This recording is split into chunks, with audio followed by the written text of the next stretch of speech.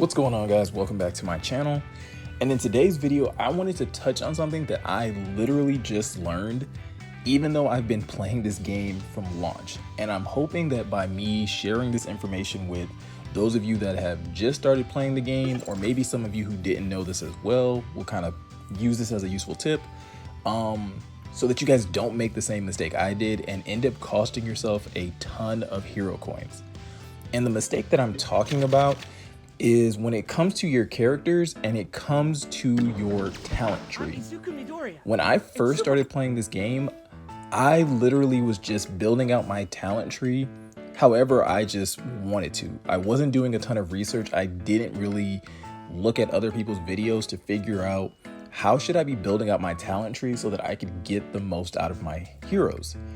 And because I did that, I ended up just yesterday having to waste so many hero coins just from resetting my talent tree, because again, I wasn't looking at these final skills and really trying to determine what's best for each character. And so again, like, I would just be trying to build out every tree at a time or every branch at a time instead of just being really focused and doing what's best for my characters. And this has a huge impact on your progression in My Hero Academia, the Strongest Hero. And if you do it right, you can really tap into some untapped potential that each character actually has. And I have to give a huge shout out to Legion's Gaming, because his channel actually has a video where he breaks down each hero's talent tree really efficiently, and he gives you some really good tips if you're somebody and you're struggling with trying to build out your talent tree and you're not sure if you're spending these talent points in the right areas.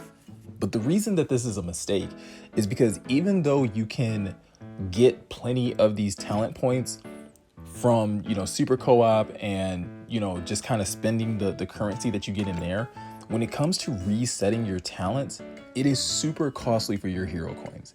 As you see here, for Midoriya, for me to reset his talent tree, it's 280 hero coins just to get all those points back and then build out his tree properly. And I ended up doing this yesterday, not just for Midoriya, but also for a lot of my other characters. I had to do it for Todoroki because, again, didn't build out his talent tree the correct way. I was putting points everywhere, and he really was lacking as a character, and I could really feel it in his gameplay because I just wasn't sure where to put points at. So when I get a few more points, like, the next place that I'm going to build out is this bottom right branch as well. But I didn't just stop at Todoroki. I had to do the same thing for Kirishima. Again, I was putting points just in the wrong area, and you can see right here with Kirishima, it's 170 hero coins just to reset him. Uraraka was the only character, based off of Legion Gaming's video, I might want to add that in there as well, based off of his video, that I was actually building out the right way. But All Might was another character that I really wasn't building out the right way, and even though All Might was still awesome and I was still able to do a lot of great things with him, by knowing how to build out your heroes the right way, it's going to make various modes of gameplay so much easier.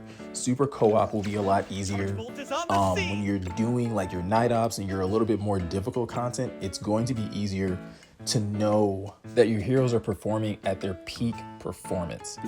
That's going to be really key. And again, otherwise you're just going to be having to waste a ton of hero coins resetting these branches and building them out properly. I still need to go back and redo Kaminari because, again, it's not that this branch is bad, but again, I really do like Legion's video, so I'm going to try and follow the link tree that he has put together. But the same is true with Ida. Like I said, I'm getting closer to building out his branch, but I had points just everywhere. And I gotta be honest, once I reset my talent tree, I noticed an immediate difference in how my heroes played, specifically when it comes to Midoriya and Todoroki, because those are two characters that I use a lot in PvE content. Midoriya is my highest battle point hero, so I use him for everything, especially when it comes to night ops, because it's just, I'm most comfortable with him.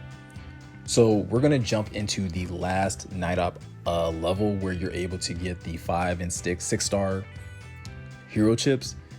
And full transparency with you guys, I was not able to clear the first villain in this night op before I reset my talent tree, right? I would get to the first villain and I would time out every single time because I just wasn't doing enough damage. I would probably get him to like the second to last health bar before the penalty rolled in, and then like the penalty damage would just take me out before I could ever finish him off. So once I reset my talent tree though, that fight became a cakewalk. I mean, like an absolute cakewalk. I still reached the penalty on most attempts, but it's literally like I'll reach the penalty and he's basically almost down. So I only need to do like a couple combos and then that fight's over. So getting past the first villain is no problem. Getting past the second villain is even less of an issue because you have a much longer timer. But where I really started to see the difference in my talent tree is in this Nomu fight. So if you guys have ever made it to the Nomu fights, you know that these are the fights that are really what the difficulty is talking about when it's either like hard or dangerous or whatever. These are the fights that it's talking about because, again, Nomu hits so hard. If you can see, like, I'm getting trapped in the corner here and he's literally just like slapping huge chunks out of my health bar. So I'm trying my best to just kind of like stay out of his range and constantly like, you know, dodge and hit, and use my special abilities as much as I possibly can without taking a ton of damage. Because at this stage, my only concern is how much damage I'm taking. I know that I'll have plenty of time to get this Nomu down. I just need to make sure that I'm not getting hit, because if he hits me, then yes, that's when it's going to be a problem. And again, just as full transparency, I know this because this was like my second time going against this Nomu.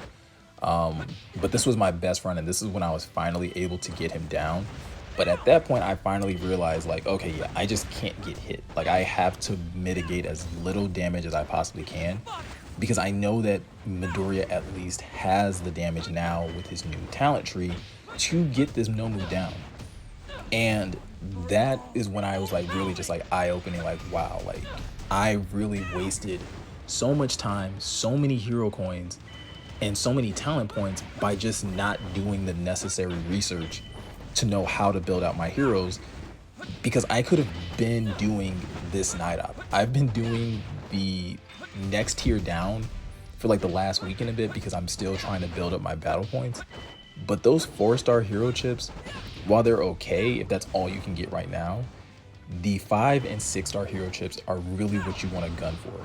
And the best way to make sure that you're able to do that is to make sure that you have a good talent tree set up, as well as that you at least have some good cards and some good hero chips already equipped. If you have those things all in line, it will make it so much easier to do at least the first 2 stages of this night op. You might still struggle with the Nomu, but really it's all about spacing and, you know, knowing how to mitigate your damage so that you're not getting hit a ton, but you're still putting out a ton of damage onto him. Because again, it eventually gets to a point where, depending on the hero you're using, especially if you're using like All Might or Uraraka or something like that, you're going to be able to get this villain down with very little problem at all. So again, my advice to anybody that's watching this video, again, is to really invest into your talent tree. If you feel like your heroes are underperforming, if you feel like they're lagging behind in damage, or just, you know, you just feel like you're not getting the best out of them, I highly encourage you to look at your talent tree, being able to notice like, okay, am I just putting points anywhere, or am I actually building towards a certain build? And again, if you really want help with that, I really do recommend Legion's video. It's really, really helpful. The only hero that he doesn't have in that video is Todoroki. So Todoroki is the only one that I kind of just went off the cuff with, but I really enjoy the build that I have now.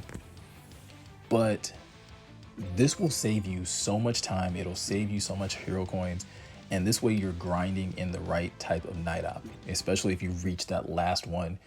And these 5 and 6-star hero chips, 5 and 6-star hero chips are so beneficial to increasing your battle power and just getting the most out of your characters.